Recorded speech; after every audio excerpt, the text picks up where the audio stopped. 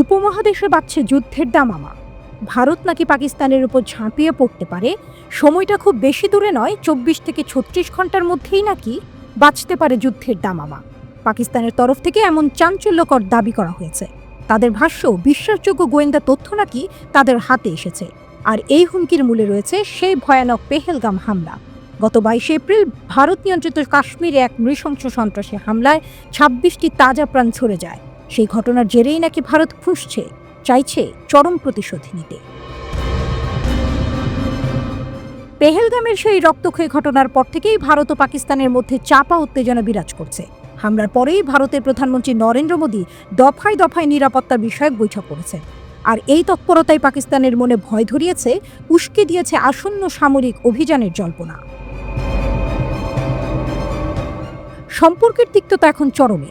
পারমাণবিক শক্তিধর এই দুই প্রতিবেশী দেশের মধ্যে কূটনৈতিক সম্পর্ক এমনিতেই তেমন ভালো ছিল না। পেহেলগামের পর তা আরও তলানিতে ঠেকেছে। দুই দেশ একে অপরের সঙ্গে কূটনৈতিক যোগাযোগ কমিয়ে দিয়েছে, বাতিল করেছে দ্বিপাক্ষিক চুক্তিগুলো, এমনকি নিজেদের নাগরিকদেরও বহিষ্কার করেছে। উপমহাদেশ যেন এক জ্বলন্ত আগুনের ওপর দাঁড়িয়ে। কিন্তু প্রশ্ন হলো, পেহেলগামের ভয়াবহ হত্যাকাণ্ডের পর পাকিস্তানের সামরিক পদক্ষেপ কি সত্যিই এত কাছে? আর যদি পদক্ষেপ নেয়, তবে তা কেমন হতে পারে? ইতিহাসের পাতা কি কোনো ইঙ্গিত দেয়? পাকিস্তানের তথ্যমন্ত্রী আতাউল্লাহ তারার যেন বোমা ফাটালেন। গতকাল বুধবার এক টেলিভিশন বিবৃতিতে তিনি স্পষ্ট জানালেন, তাদের কাছে নাকি বিশ্বাসযোগ্য গোয়েন্দা তথ্য রয়েছে।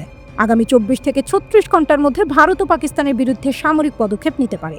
তারারের অভিযোগ, পেহেলগাম ঘটনায় পাকিস্তানে জড়িত থাকার ভিত্তিহীন ও বানোয়াট অভিযোগ তুলে ভারত এই হামলা চালাতে পারে। যদিও ভারত সরাসরি পাকিস্তানের দিকে অভিযোগের আঙুল তুলেছে, ইসলামাবাদ সেই অভিযোগ কঠোরভাবে অস্বীকার করেছে। কাশ্মীরের মাটি নিয়ে দুই দেশের দ্বন্দ্ব বহু পুরনো। ভারত ও পাকিস্তান উভয়েই কাশ্মীরের কিছু অংশ নিজেদের নিয়ন্ত্রণে রেখেছে, তবে পুরো ভূখণ্ডের ওপরই তাদের দাবি। তারারের বিস্ফোরক বিবৃতির ঠিক আগের দিন ভারতের প্রধানমন্ত্রী নরেন্দ্র মোদী দেশের শীর্ষ নিরাপত্তা কর্তাদের সঙ্গে এক রুদ্ধদ্বার বৈঠক করেন। বেশ কয়েকটি সংবাদ সংস্থা নাম প্রকাশে অনিচ্ছুক সরকারি সূত্রের বরাতে জানিয়েছে, সেই বৈঠকে মোদী নাকি পেহেলগাম হামলার জবাব দিতে ভারতীয় সামরিক বাহিনীকে সম্পূর্ণ আভিযানিক স্বাধীনতা দিয়েছে। তার মানে কি দাঁড়ায়? ভারত কি সত্যিই যুদ্ধের প্রস্তুতি নিচ্ছে? বুধবার পেহেলগামে হামলার পর দ্বিতীয়বারের মতো প্রধানমন্ত্রী মোদী নিরাপত্তা বিষয়ক মন্ত্রিসভা কমিটির বৈঠকে সভাপতিত্ব করেন।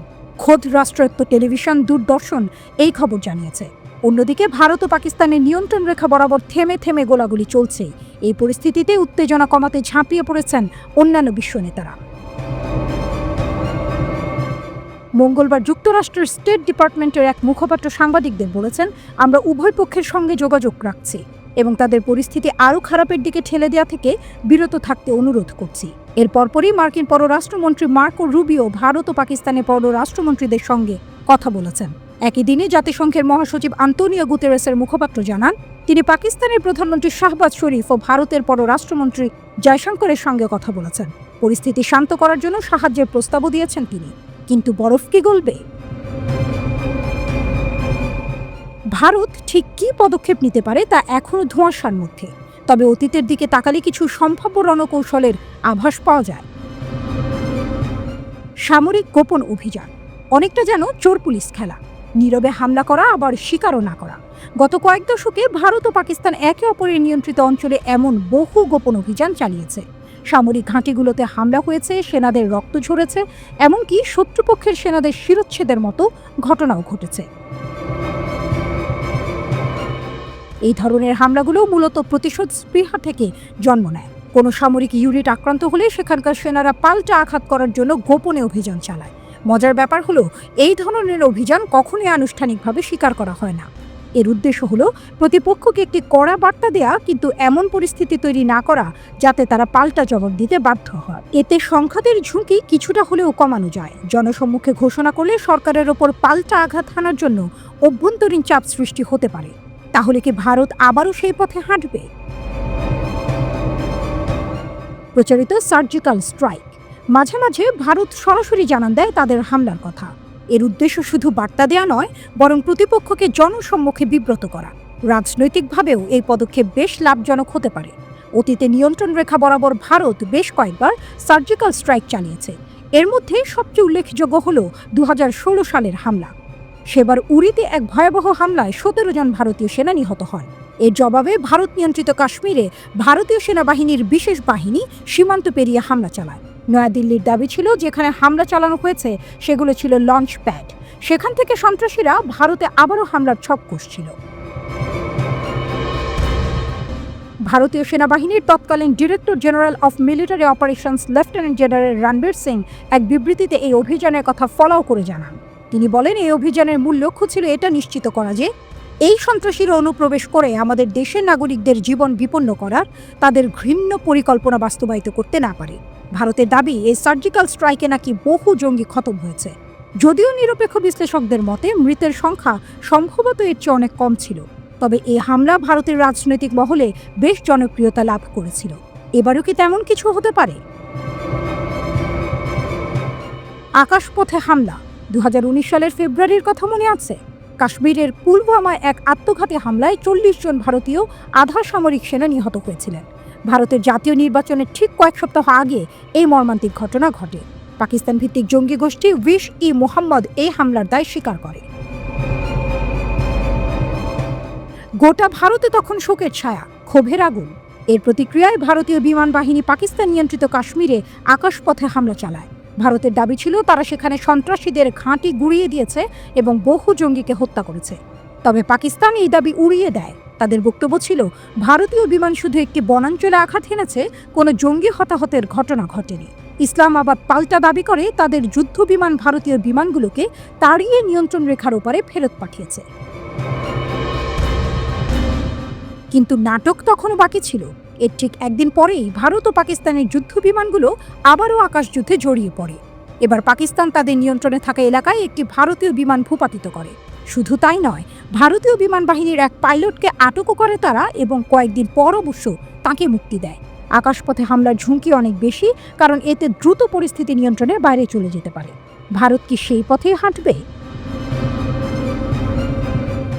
পাকিস্তান নিয়ন্ত্রিত ভূমি দখলের চেষ্টা। গত কয়েক বছর ধরে ভারত নিয়ন্ত্রিত কাশ্মীর ফেরত নেওয়ার দাবি ক্রমশ জোরালো হচ্ছে। পেহেলগাম হামলার পর এই দাবি যেন আরও তীব্র হয়েছে। এমনকি বিরোধী দল কংগ্রেসের নেতারাও মোদী সরকারকে ওই ভূখণ্ড পুনরুদ্ধারে চাপ দিচ্ছেন। পাকিস্তান নিয়ন্ত্রিত কাশ্মীর পুনরুদ্ধার করা ভারতের দীর্ঘদিনের নীতিগত লক্ষ্য। তবে দুই দেশের প্রায় সমশক্তির সামরিক সক্ষমতার কারণে এমন চেষ্টা সফল হওয়া বেশ কঠিন। তবে বিতর্কিত অঞ্চল দখলের ক্ষেত্রে ভারতের অতীত অভিজ্ঞতা একেবারে শূন্য নয়।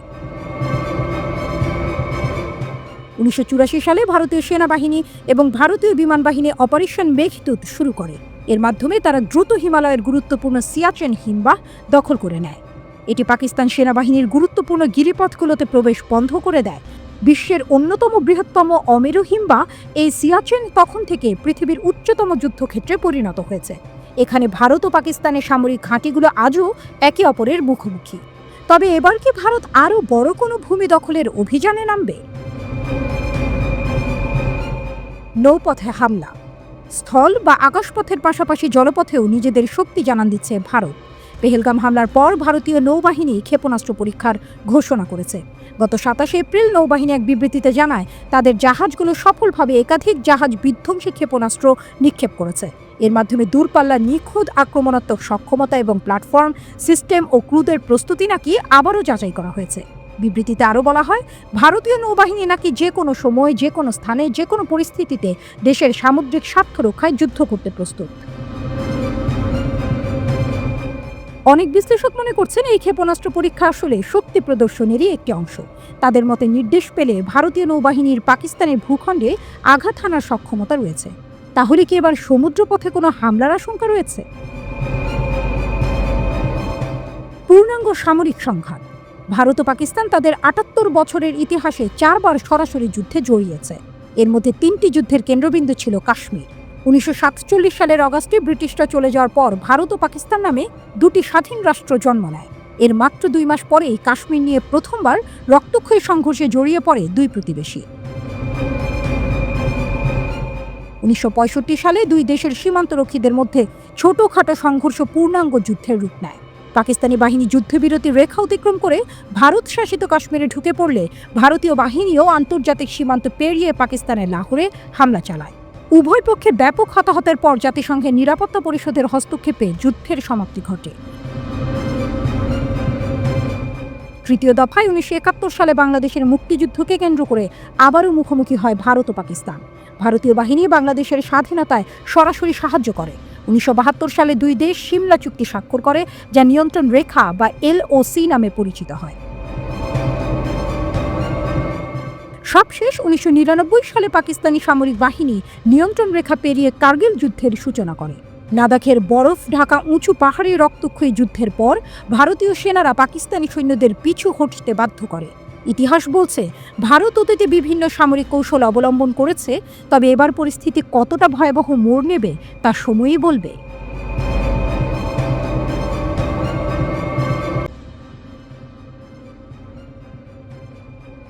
আকাশের রাজপথে জ্বলে উঠেছে দ্বৈরথ। ভারতের রাফালের দাপট থামিয়ে পাকিস্তানের JF-70 জয়ধ্বনি। আকাশ কাঁপে, সীমান্তের ওপার থেকে উঠে আসে রাফালের গর্জ। আধুনিকতার প্রতীক, ভারতের অহংকার। আকাশের বুক চিরে ধেয়ে আসে 4টি যুদ্ধ বিমান রাফাল।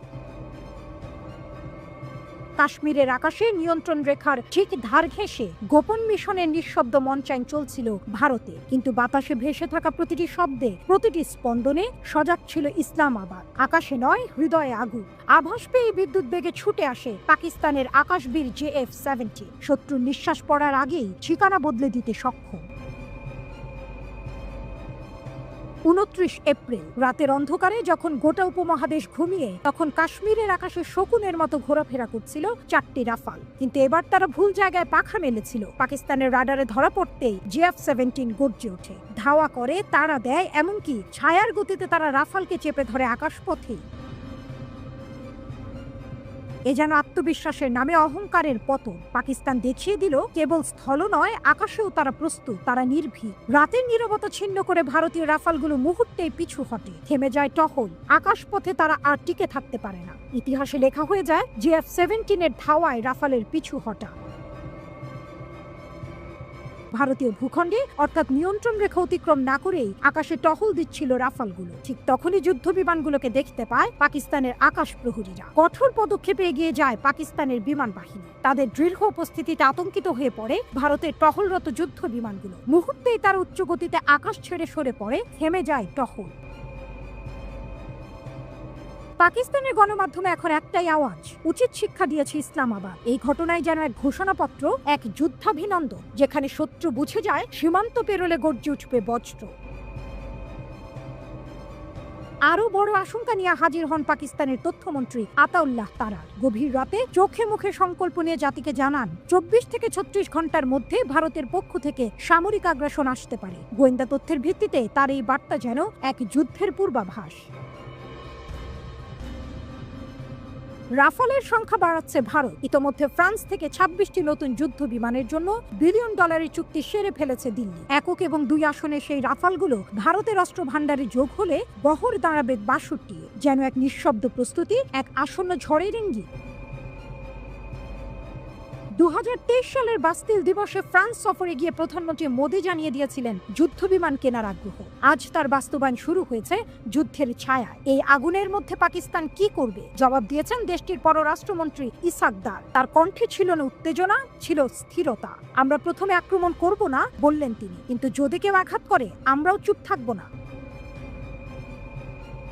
পাকিস্তান এখন কূটনীতিতেও সক্রিয়। পেহেলগামের হামলা নিয়ে ভারতের অভিযোগের বিরুদ্ধে জোরালো কূটনৈতিক প্রতিরোধ গড়ে তুলেছে ইসলামাবাদ। আন্তর্জাতিক মঞ্চে তুলে ধরা হয়েছে নিজেদের অবস্থান।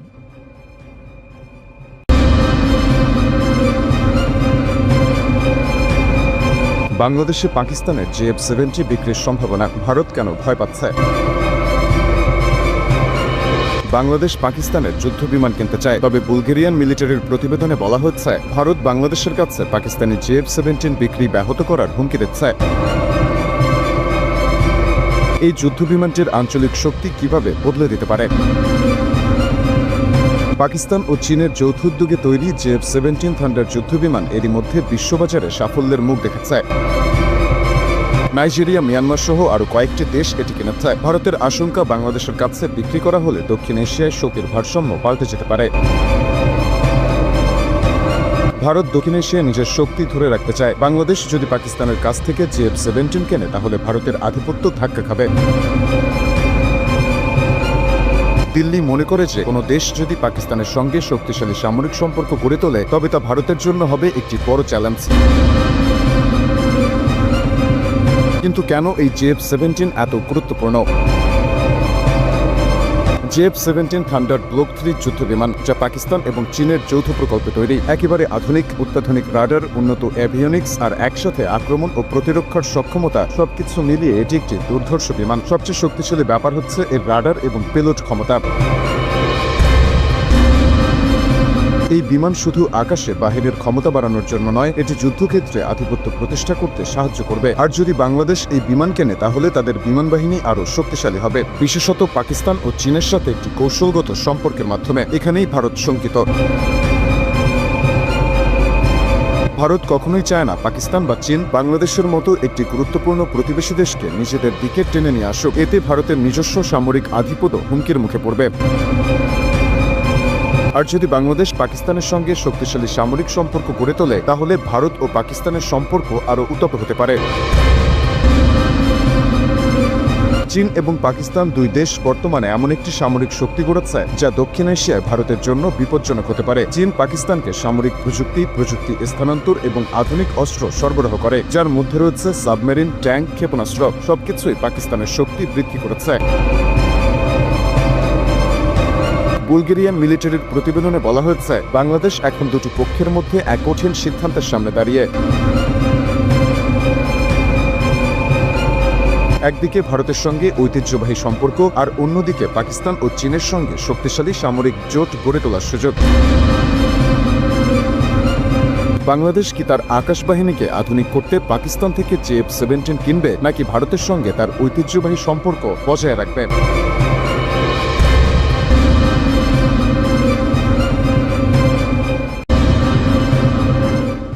যখন বিশ্বের শক্তিশালী যুদ্ধ বিমানগুলোর কথা চলে তখন সবার চোখ থাকে মার্কিন F-16 বা ফ্রান্সের রাফেলের দিকে। কিন্তু পাকিস্তান যখন আকাশে ওড়ায় JF-17 থান্ডার, তখন যেন আরেক সিংহের মতো গর্জন করতে থাকে। হ্যাঁ, আপনি ঠিক শুনেছেন, পাকিস্তানের আকাশসীমায় নতুন এক অভাবনীয় শক্তির জন্ম হয়েছে। JF-17 থান্ডার আকাশে নতুন ইতিহাস তৈরি করেছে। এই যুদ্ধবিমান সর্বোচ্চ 50,000 ফুট উচ্চতায় উঠতে পারে। এর গতি ঘন্টায় 2000 কিলোমিটার। তবে এর সবচেয়ে গুরুত্বপূর্ণ বৈশিষ্ট্য হচ্ছে এর আক্রমণাত্মক ক্ষমতা। JF-17 থান্ডার প্রতিরক্ষা কৌশল এবং অপারেশনেও বিশেষভাবে সফল। JF-17 থান্ডার প্রথমবার উঠতে শুরু করার পর এটি খুব দ্রুতই বিশ্বের সেরা যুদ্ধ বিমানগুলির মধ্যে স্থান করে নেয়।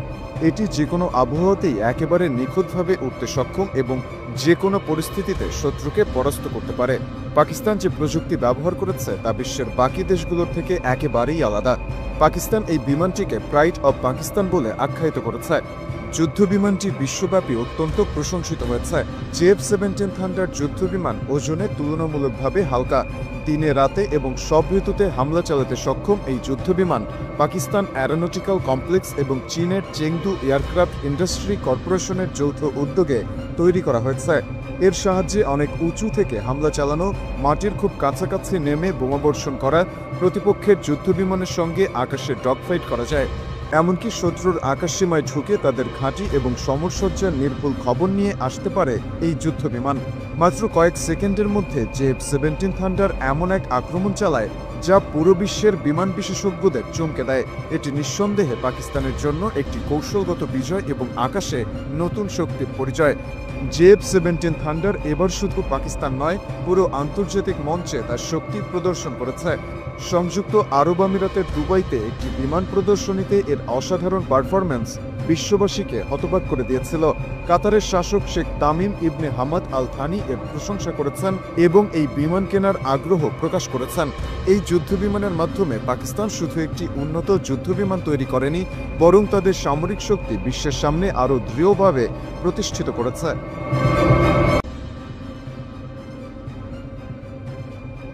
দক্ষিণ এশিয়ার দুই প্রতিবেশী ভারত ও পাকিস্তান 1947 সালে ব্রিটিশ সাম্রাজ্যবাদ থেকে মুক্তি পেয়ে ভারতের জন্মের সঙ্গে সঙ্গে সৃষ্টি হয় পাকিস্তানের। তখন থেকেই দুই দেশের সম্পর্ক ঠান্ডা আগুনে পুড়ছে। যুদ্ধের দামামা, কূটনৈতিক চাপ আর সীমান্ত উত্তেজনার মধ্য দিয়ে বহির্বিশ্বে তারা পরিচিত হয়েছে চিরশত্রু নামক তকমায়। এই চিরবৈরী সম্পর্কের ছায়া সবচেয়ে বেশি পড়েছে দুই দেশের সামরিক শক্তির ওপর। সামরিক শক্তির নিরিখে কোথায় দাঁড়িয়ে আছে ভারত আর পাকিস্তান? সামরিক বাজেট। ইউরোপ ভিত্তিক সামরিক বিশ্লেষণধর্মী সংবাদ মাধ্যম armedforces.eu জানিয়েছে 127 কোটির জনসংখ্যা নিয়ে ভারতের বর্তমান সামরিক বাজেট প্রায় 56 বিলিয়ন মার্কিন ডলার। এর বিপরীতে 19 কোটির জনসংখ্যা বিশিষ্ট পাকিস্তানের বাজেট 10 বিলিয়ন ডলার। অর্থাৎ বাজেটের দিক থেকে ভারত অনেকটাই এগিয়ে। পরমাণু অস্ত্র। কিন্তু বাজেটই সবকিছু নয়। শক্তির আরেকটি বড় পরিমাপক হলো পরমাণু অস্ত্র। সেই দিক থেকে দেখা যায় ভারতের হাতে রয়েছে প্রায় 110 থেকে 120টি পরমাণু বোমা, আর পাকিস্তান পিছিয়ে নেই। তাদের হাতে আছে 120 থেকে 130টি পরমাণু বোমা। অর্থাৎ পারমাণবিক শক্তির পাল্লা একেবারেই সমানে সমান। সৈন্য সংখ্যা। মাঠে ময়দানে লড়াইয়ের জন্য চাই মানুষ, আর সেই দিক থেকেও ভারত পাকিস্তানের চেয়ে ঢের এগিয়ে। ভারতের সক্রিয় সৈন্য সংখ্যা 21,40,000, সঙ্গে আছে 11,55,000 রিজার্ভ সৈন্য। আর যুদ্ধ লাগলে প্রয়োজনে 31 কোটি মানুষকে সামরিকভাবে কাজে লাগাতে পারবে দেশটি। অন্যদিকে পাকিস্তানের সক্রিয় সৈন্য আছে 6,53,000, রিজার্ভ বাহিনীতে রয়েছে 5,13,000 সৈন্য। আর যুদ্ধকালীন পরিস্থিতিতে তাদের যুদ্ধক্ষম জনশক্তি দাঁড়াবে 4 কোটিরও বেশি। স্থলবাহিনী। মাটির লড়াইয়ে ট্যাঙ্ক, সামরিক যান আর রকেট আর্টিলারির গুরুত্ব অনস্বীকার্য। ভারতের স্থলবাহিনীর কাছে রয়েছে 4,426টি ট্যাঙ্ক, 5,681টি সামরিক যান এবং 292টি রকেট আর্টিলারি। অপরপক্ষে পাকিস্তানের স্থলবাহিনী রয়েছে 2,735টি ট্যাঙ্ক, 3,066টি সামরিক যান এবং 134টি রকেট আর্টিলারি। সংখ্যার দিক থেকে ভারত অনেকটাই এগিয়ে। বিমান বাহিনী। আকাশ থেকে আঘাত হানার সক্ষমতা যার বেশি, তার আধিপত্য দৃঢ়।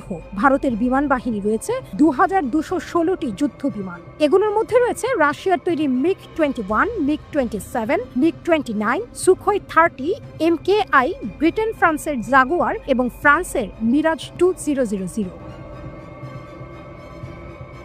পাকিস্তানের যুদ্ধবিমান সংখ্যা 1,143টি। এদের মধ্যে রয়েছে চীনের তৈরি F-7 PZ এবং যুক্তরাষ্ট্রের তৈরি F-16 ফ্যালকন। মান ও সংখ্যায় ভারত এগিয়ে থাকলেও পাকিস্তানের হাতে আধুনিক প্রযুক্তির কিছু বিমান থাকায় লড়াইয়ে তারা মোটেও অপ্রস্তুত নয়। নৌবাহিনী। সমুদ্রের রাজা কে? ভারতের নৌবাহিনীর হাতে রয়েছে 15টি সাবমেরিন, 15টি ফ্রিগেট, 11টি ডেস্ট্রয়ার এবং 2টি বিমান বহনকারী জাহাজ। পাকিস্তান এখানে কিছুটা পিছিয়ে। তাদের হাতে রয়েছে 5টি সাবমেরিন এবং 9টি ফ্রিগেট। এক অসম যুদ্ধ। একদিকে সংখ্যায় ও সরঞ্জামে ভারতে একচ্ছত্র আধিপত্য, অন্যদিকে পাকিস্তানের পরমাণু দাঁতালো চোয়াল। একদিকে অর্থের দাপট, অন্যদিকে চিরকালীন আক্রোশ। উত্তপ্ত উপমহাদেশের বুকে দাঁড়িয়ে দুই দেশ যেন এক অনিশ্চিত ভবিষ্যতের সীমানায়।